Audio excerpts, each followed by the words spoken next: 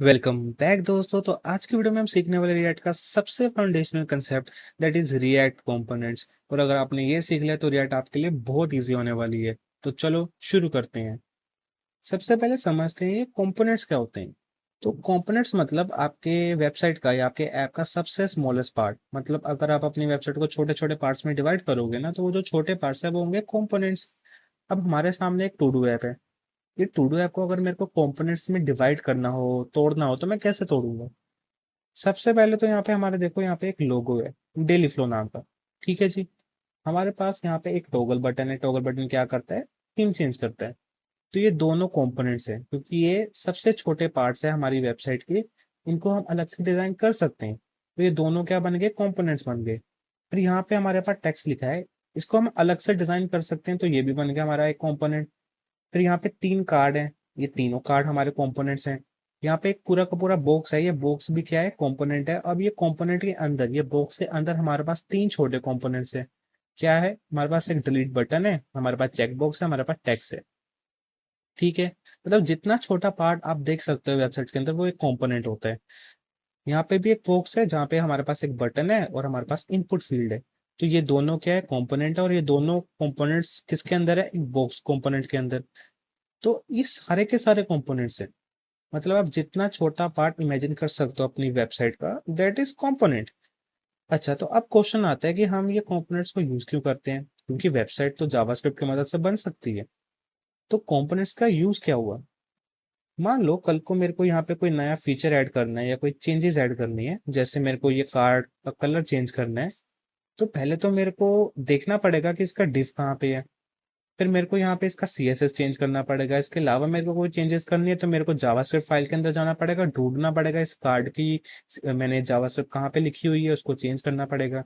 तो बहुत ही ज़्यादा टाइम वेस्ट होगा। अगर मान लो हमने ये कंपोनेंट बना के रखा है, मेरे को ये चेंज करना है, तो मैं डायरेक्ट इस कंपोनेंट के अंदर जाऊंगा, इस कंपोनेंट को चेंज कर दूंगा। तो जो मेरी वेबसाइट है ना, उस वेबसाइट के अंदर ये कंपोनेंट जो है चेंज हो जाएगा और पूरी की पूरी वेबसाइट एज इट इज रहेगी, कोई चेंजेस नहीं होंगे बाकी वेबसाइट के अंदर।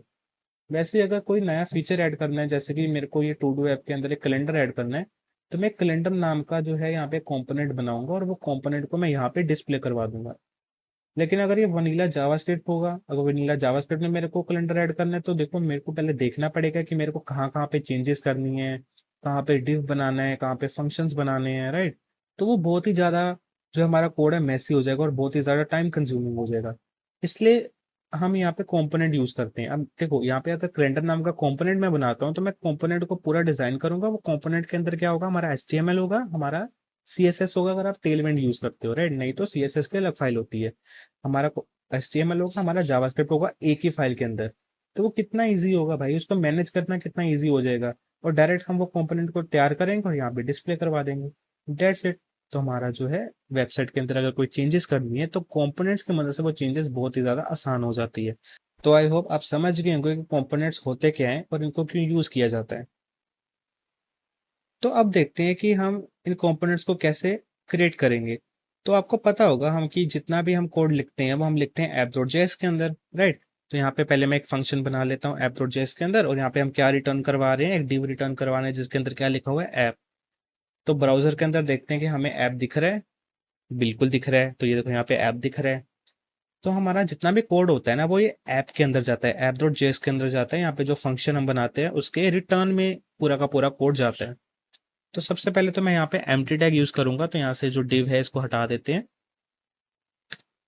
ठीक है, तो एम्प्टी टैग यूज करते हैं। अच्छा, तो अब ना हम यहाँ पे भी तो पूरा का पूरा कोड लिख सकते हैं। जैसे मैं यहाँ पे एक H1 बना रहा हूँ, H1 के अंदर हम लिखते हैं यहाँ पे हेलो लिख देते हैं। ठीक है जी। और यहाँ पे हम एक पी टैग बनाते हैं। पी टैग के अंदर हम क्या लिखेंगे?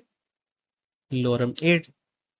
तो हम पूरा का पूरा जो वेबसाइट है यहाँ पे भी तो डिजाइन कर सकते हैं, अलग अलग डिव्स बना लेंगे। तो यहाँ पे अभी तक अपडेट नहीं हुआ, हो गया अपडेट। तो हम यहाँ पे भी तो ये एम्प्टी टेक्स्ट के अंदर डिफरेंट डिव्स बना सकते हैं, पूरी वेबसाइट को रेडी कर सकते हैं। लेकिन फिर वही बात है ना, तुम्हारा कोड तो यहाँ पे मैसी बन जाएगा, कितना कॉम्प्लेक्स कोड बन जाएगा। तो कंपोनेंट्स का फायदा क्या हुआ? तो अब कंपोनेंट्स बनाने के लिए सबसे पहले आपको क्या करना है? तो आपको क्या करना है, कोई SRC के अंदर जाना है और यहाँ पे एक कंपोनेंट्स नाम का फोल्डर क्रिएट करना है। ठीक है जी। तो आपका कंपोनेंट नाम का फोल्डर क्रिएट हो चुका है। अब आप जितने भी कंपोनेंट्स बनाओगे ना, इस फोल्डर के अंदर रखोगे। अब एक एग्जाम्पल समझते हैं। सबसे पहले ना यहाँ पे हम इसको हटा देते हैं। हम सबसे पहले एक नैवबार नाम का कंपोनेंट बनाते हैं। नैवबार छोड़ो, हम हेडर बनाते हैं। हेडर के अंदर फिर हम अगर नैवबार बनाना तो हम नैवबार बना सकते हैं। ठीक है, तो हम यहाँ पे बनाएंगे हेडर डॉट जेएक्स। तो कंपोनेंट के अंदर हमने क्या बनाया, हेडर डॉट जेएक्स बनाया। अब यहाँ पे हम जो है अपना एक फंक्शन बना लेते हैं। ठीक है, तो यहाँ पे जो सबसे ऊपर एक लाइन लिखी है इसकी कोई जरूरत नहीं है, अब इसको हटा सकते हो। अब देखो, ये हमारा एक कंपोनेंट बन चुका है और ये कंपोनेंट के अंदर हमने क्या करना है, रिटर्न करवाना है। रिटर्न हम क्या करवाएंगे, यहाँ पे एम्प्टी टैग यूज कर लेंगे जो कि ज्यादा बेटर रहता है। ठीक है, तो अब हम यहाँ पे क्या रिटर्न करवाएंगे, हम यहाँ पे रिटर्न करवाएंगे एक हेडर टैग। उसके अंदर हम रिटर्न करवाएंगे एक नैव।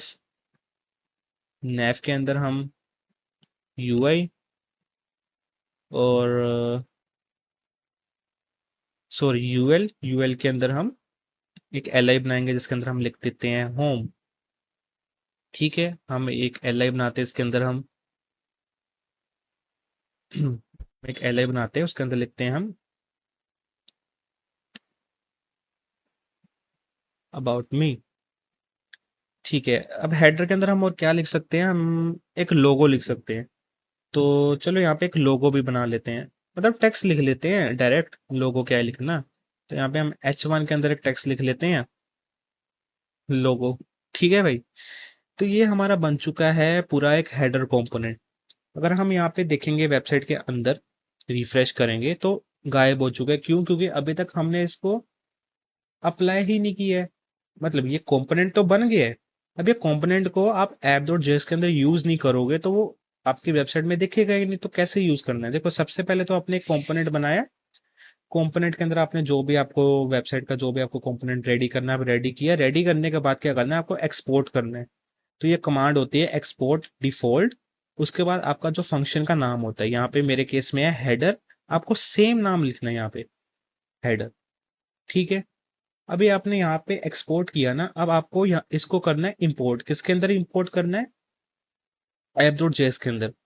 तो ये जो पहली लाइन है इसको हटा दो, इसका कोई जरूरत नहीं है। यहाँ पे हम इंपोर्ट लिखेंगे। इंपोर्ट क्या करना है हमने, हेडर। तो देखो ऊपर यहाँ पे लिखा आ गया हेडर, मैंने सिर्फ एच लिखा और मेरे को अपने आप ही उसने रेकमेंड कर दिया। तो मैं एंटर करूंगा, यहाँ पे इंपोर्ट हो चुका है। Import header from dot slash component slash header. तो ये कंपोनेंट्स फोल्डर के अंदर जो हमारा हेडर है वहां से हमने क्या इंपोर्ट करवा लिया, हेडर इंपोर्ट करवा लिया। अब काम यहाँ पे खत्म नहीं हुआ है, हमने रिटर्न के अंदर यूज भी करना है। अब यूज कैसे करेंगे, हम यहाँ पे लिखेंगे एक टैग बनाएंगे, उस टैग के अंदर हम लिखेंगे हेडर। ये देखो, तो हमने क्या लिखा है, हेडर। अब ये जो नाम है ना, ये जो आप यूज करोगे ये सेम होना चाहिए जो आपका फंक्शन का नाम है, हेडर। तो इसलिए मैं आपको ये रेकमेंड करता हूँ, जैसे यहाँ पे आप, अगर आपका एक ही कंपोनेंट है ना तो आप डिफॉल्ट के बाद यहाँ पे कुछ भी नाम लिख सकते हो। लेकिन जब आप वहाँ पे उसको यूज करोगे ना तो वो नाम आपका सेम होना चाहिए, हेडर नाम होना चाहिए। इसलिए हम जो है यहाँ पे ऐप डॉट जेएस के अंदर यहाँ पे हेडर लिखेंगे। और ये जो इंपोर्ट एक्सपोर्ट में मैंने आपको नाम बताया ना, आप यहाँ पे कुछ भी लिख सकते हो। लेकिन ये याद रखना कि आप जो एक्सपोर्ट के टाइम जो आप नाम रख रहे हो वही नाम जो है आपको इंपोर्ट के टाइम रखना है, वरना कुछ और भी इंपोर्ट कर सकता है और वो आपका वर्क नहीं करेगा। ठीक है, लेकिन ये जो है नाम है ना, ये सेम होना चाहिए आपका फंक्शन का नाम। तो यहाँ पे हमने हेडर लिख लिया। अगर अब हम अपनी वेबसाइट खोलेंगे तो यहाँ पे हम इसको रिफ्रेश करेंगे तो आप देखो यहाँ पे क्या आ चुका है, लोगो आ चुका है और यहाँ पे हमारा जो हमने एलआई बनाया था वो भी आ चुका है। अब इसके ऊपर अभी सीएसएस नहीं लगी है, सीएसएस लगी है तो ये दोनों जो है यहाँ पे ऐसे अलाइन हो जाएंगे। तो सीएसएस में अभी नहीं लगा रहा हूँ मैं, अभी सिर्फ आपको कंपोनेंट समझा रहा हूँ। अच्छा, यहाँ पे हम एक और कंपोनेंट बनाते हैं और वो कंपोनेंट का नाम रख देते हैं हम, मान लो सेक्शन, सेक्शन 1 रख लेते हैं। ठीक है, अच्छा, तो अब यहाँ पे तो हमने लिख लिया, अब हमें एक फाइल बनानी पड़ेगी। तो कंपोनेंट्स के अंदर जाओगे, आप एक फाइल बनाओगे, section1.jx। तो RAFC आप करोगे, हमारा यहाँ पे आ गया कंपोनेंट। सेक्शन 1 का कंपोनेंट बन के रेडी हो चुका है। यहाँ पे हम डिव के अंदर अब क्या रिटर्न करवाना चाहते हैं, मान लो यहाँ पे हम जो है एक पैराग्राफ रिटर्न करवाएंगे। पैराग्राफ के अंदर हम लिख देते हैं लोरम 80। तो बहुत ही ज्यादा हो गया ना भाई ये, इसलिए उसने पिक ही नहीं किया। तो चलो कोई बात नहीं, हम इसको थोड़ा छोटा कर देते हैं। ओके, तो अब देखो यहाँ पे हमने कंपोनेंट बना लिया जिसके अंदर हमने सेक्शन वन, अभी के लिए मैंने सिर्फ पैराग्राफ बनाया है। तो अब इसको हमने क्या करना है, एक्सपोर्ट करना है। एक्सपोर्ट क्या करना है, सेक्शन वन। सेक्शन वन जैसे एक्सपोर्ट हो गया, हमने इसको क्या करना है, इंपोर्ट करना है। अब इंपोर्ट कहाँ करना है, ऐप डॉट जेएस के अंदर इंपोर्ट करना है। तो ऐप डॉट जेएस के अंदर इंपोर्ट करना है, कैसे करेंगे, यहाँ पे हम इंपोर्ट कमांड को रन करेंगे और हमारा जो फंक्शन का नाम है दैट इज सेक्शन। तो यहाँ पे ऊपर ही मेरे को उसने रेकमेंड कर दिया कि सेक्शन वन, हाँ सेक्शन वन। तो अपने आप उसने क्या किया, इंपोर्ट कर लिया। और यहाँ पे हम जो है टैग के अंदर इस तरह से को सेक्शन वन लिख देंगे। और अगर हम सेव करेंगे तो यहाँ पे रिफ्रेश करेंगे। मैं रिफ्रेश इसलिए कर रहा हूँ क्योंकि मैंने ये जो लाइव सर्वर है ये काफ़ी लेट ओपन किया था। मैं अगर दोबारा इसको नए तरीके से ओपन करता तो सेव करते ही मेरे को यहाँ पे चेंजेस नज़र आ जाती। तो यहाँ पे देखो ये जो है हमारा सेक्शन वन है वो भी दिख रहा है। यहाँ पे एक और बात है जो आपको पता होना चाहिए कि अगर मैं ये सेक्शन वन को यहाँ से हटा के इसके ऊपर लिख दूं तो कुछ फर्क पड़ेगा, क्योंकि ये तो हेडर है, हेडर तो आपकी वेबसाइट के ऊपर ही होना चाहिए। तो फर्क पड़ेगा। देखो यहाँ पे आप देख लो, हेडर जो है यहाँ पे है, हमारा जो सेक्शन वन है वो नीचे है। लेकिन अभी हमने चेंजेस किए हैं, मैं रिफ्रेश करूंगा। देखो हमारा जो सेक्शन वन है ऊपर आ चुका है, हेडर जो है नीचे आ चुका है। ऐसा क्यों, क्योंकि यहाँ पे सीक्वेंस मैटर करता है। आपको आपके जो कंपोनेंट्स है वो एक सीक्वेंस के अंदर आपको यूज करने हैं। समझ गए कि आपको अपना जो भी ये कंपोनेंट्स है ना एक प्रॉपर सीक्वेंस में आपको यूज करने हैं। तभी जो है आपका जो वेबसाइट है वहां पे भी ये सीक्वेंस के अंदर शो होंगे। तो आई होप आप समझ गए होंगे कि हम कंपोनेंट्स को किस तरह से यूज करते हैं, कैसे क्रिएट करते हैं।